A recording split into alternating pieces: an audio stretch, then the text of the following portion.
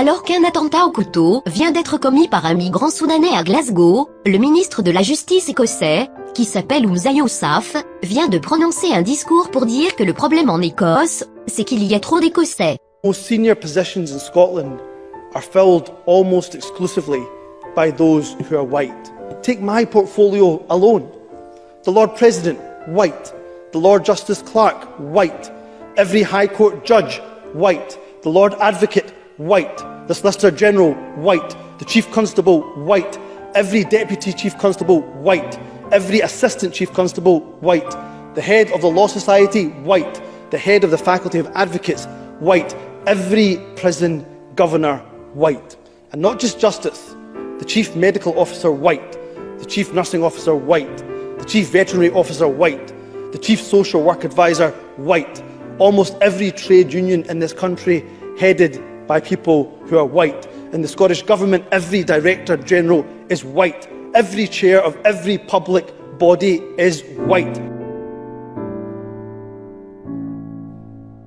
Certains gouvernements européens décident de placer un ennemi de la civilisation européenne à la tête de leur justice, comme c'est le cas en Écosse où au moins les choses sont claires, et d'autres gouvernements décident de donner ses responsabilités à un complice de cet ennemi, ce qui est un peu plus subtil, comme c'est le cas en France avec la nomination d'Éric Dupond-Moretti. Je pense en particulier à ma mère, qui a quitté son pays d'origine pour fuir la misère et pour arriver ici dans ce grand pays. Elle est devenue une Française de préférence. Et la Marseillaise a fait pleurer. Je serai un garde des Sceaux de sang mêlé. Mon ministère sera aussi celui de l'antiracisme et des droits de l'homme. Monsieur Dupond-Moretti est donc le nouveau ministre de la Justice du gouvernement Macron, l'homme qui a défendu Abdelkader Merah, le frère de Mohamed Merah, auteur de plusieurs attentats anti-français et anti-juifs en mars 2012. Si Merah me témoigne encore sa confiance, bien sûr que j'irai au second procès.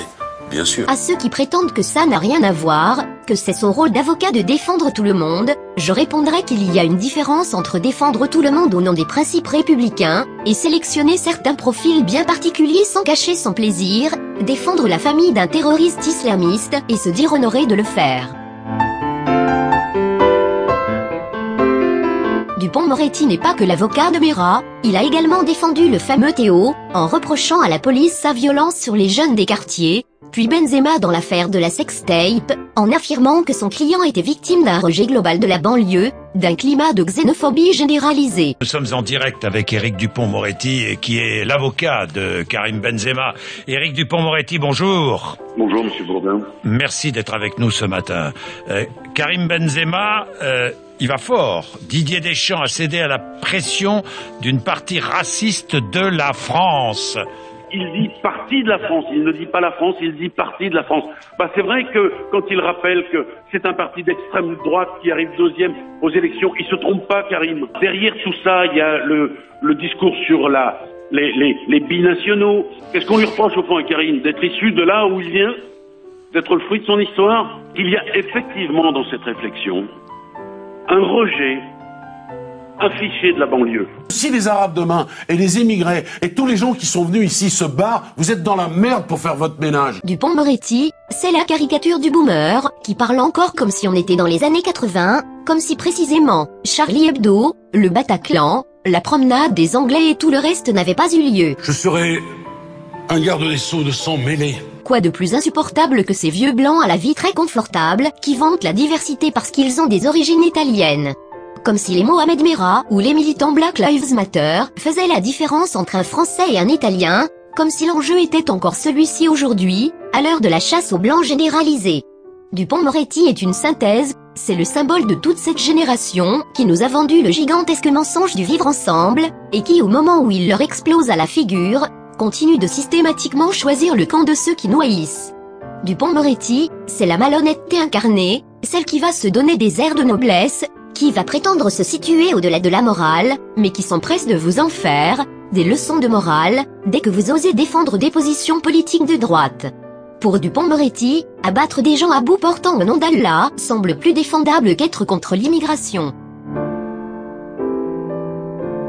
Dupond-Moretti, c'est aussi cet homme qui s'est prononcé pour le retour des djihadistes français sur notre territoire, et qui juste après sa nomination, a annoncé des mesures fortes contre la surpopulation carcérale, en déclarant renoncer au programme de construction de nouvelles prisons, au profit de la recherche d'alternatives à l'emprisonnement. La prison, c'est d'ailleurs là que le nouveau garde des Sceaux s'est rendu pour sa première visite officielle, et il a été acclamé par les détenus.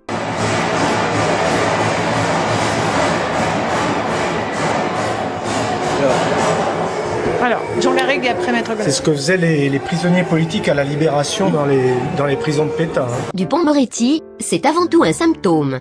Le symptôme d'une justice construite par des gens nés dans les années 50, 60, par les enfants de la paix, et dont le pacifisme maladif nous aura amenés à la guerre. Dans les conditions très pacifiques, l'occasion se fait de plus en plus rare, de même que la nécessité qui impose au sentiment la sévérité et la dureté. Et, dès lors, la moindre sévérité, même en justice, commence à troubler la conscience. Une noblesse hautaine et sévère, le sentiment de la responsabilité de soi, viennent presque à blesser et provoquent la méfiance. Il y a un point de faiblesse maladive et d'affaiblissement dans l'histoire de la société, où elle prend parti même pour son ennemi, pour le criminel, et cela sérieusement et honnêtement. Punir lui semble parfois injuste. Il est certain que l'idée de punition et d'obligation de punir lui fait mal et l'effraie. Ouvrez les guillemets. Ne suffit-il pas de rendre le criminel incapable de nuire? Pourquoi punir? Punir même est terrible. Fermez les guillemets. Pourquoi tu portes ce déguisement de lapin ridicule?